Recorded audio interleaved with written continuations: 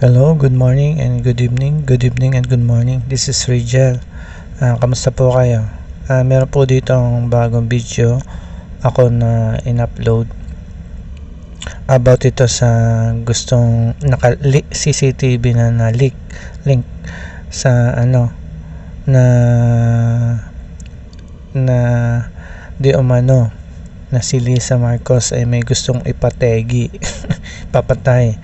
Siguro ito po yung alas ni Sara Duterte na pamblap kay Lisa sa mga Marcos. Pero nung sinabi po niya na possible din po na pwede siyang ipategi ni Lisa ng mga Marcos. Kaya ito po yung nilabas niya na agad para makita ng mga mamamayan na nagsasabi talaga po siya ng totoo. Panoodin po natin ang bidyong ito. Bali, doon po nung in-interview po ako, nung isang gabi. Ano yung isang gabi? Nung isang gabi po, baliban dito sa Sino nauna? Yung hearing dito o yung pag-interview mo kay Maharlika? Nauna po yung hearing. Ha? Nauna po yung hearing. Nauna yung hearing. Yes, sir. Pero binigay mo, pinalabas ni Maharlika, nauna itong hearing. Dapat, inuna mo nga itong tama si Senator Boto.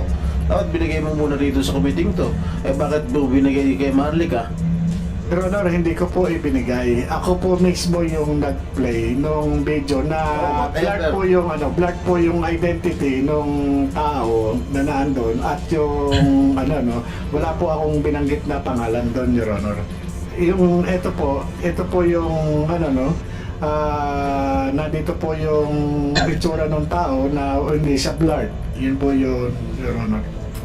Are we going to allow it to be played, Mr. Chair? Senator Jinggoy? Are we going to allow the video to be played here? Mr. Chairman. Since,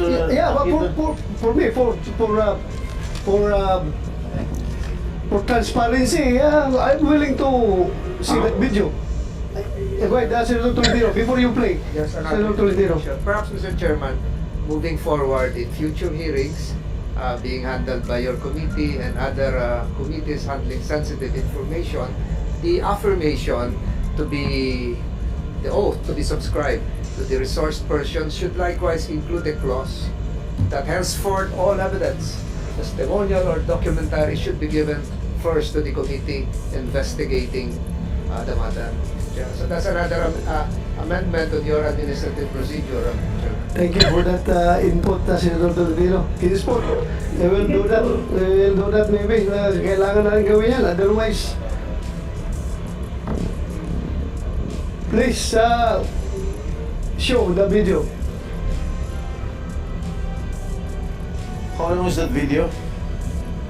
Gano'ng katagal yan? Your Honor, meron pong isang copy dyan, yung CCTV po dun sa lighting. Yung hindi po vlog yung tao. Bina-vlog mo pa na, sinabi mo naman yung pangalan na yan last hearing. Your Honor, yung po meron po tayo mas malinaw na copy. Yung nga, bakit pa binard mo na, sinabi mo na mga pangalan nila dito noon pati pumunta sa bahay mo. Yung klaro, yung walang blurred.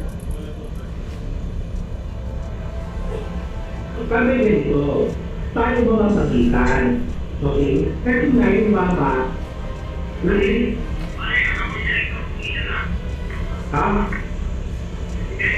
hindi ito, kami ganun na ako yan. Ganito ko yan.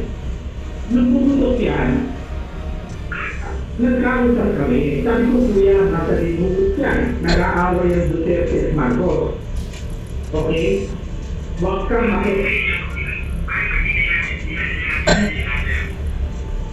kaya natin ito para rin.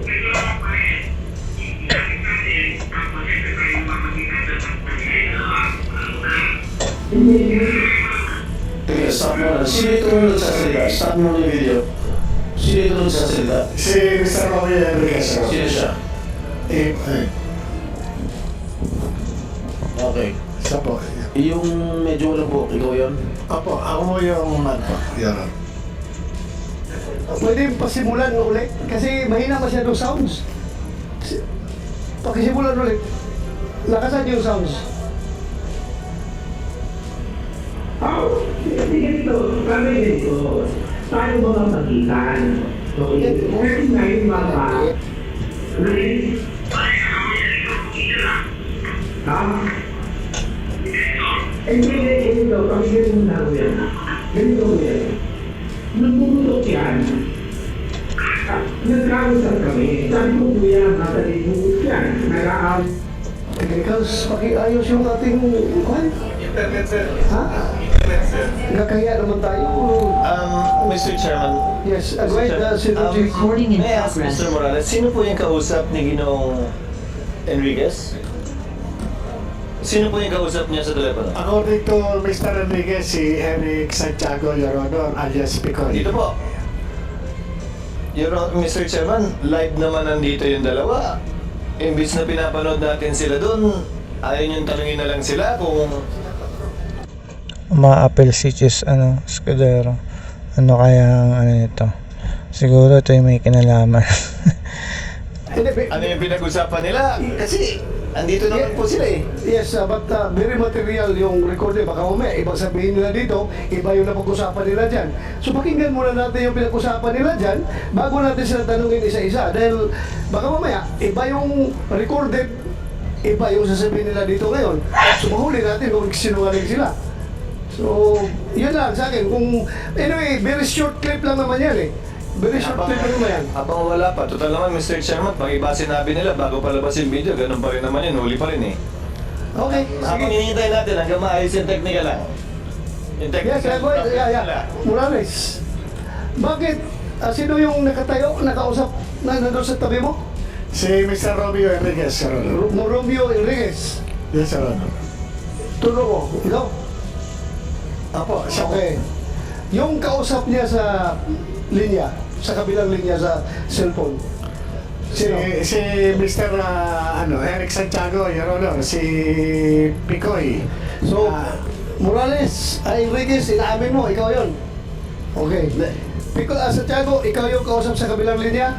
Yes sir, pwede kong i-deny pero aaminin ko po na ako po yun. Ikaw yon. Okay, thank you. Mr. Chair, hindi Yes. ko malaman kung ano trabaho, ano sila, PDA agent ba rin sila o we are not familiar. Magandang Your personal circumstances, please. yes, Mr. Senator, magandang Puputulin ko na po dito yung video kasi conversation lang po yung mangyayari dito. Yun na nga po yung video na nilik na nagpapatunay po totoo yung mga sinasabi ni Sara Duterte. At sana naman po ay may mangyari sa ating pag-iimbestiga. Sana pangunahan ni Bato de la Rosa. At ito po ay hindi po to biro na ito biro na kaso. Kasi ito po ay nagpapatunay na may kinalaman talaga po ang Marcoses sa mga sa pagpatay or attempted murder po. Kaya po sana po tayo po ay magising na at magsama-sama na sa magprotesta kung ano man po ang religion nyo. Wag nyo na pong discriminate yung ibang religion at para tayo ay magkaisa para sa bansa. Yun na po. Ito po si Rijal. Ingat po kayo. God bless.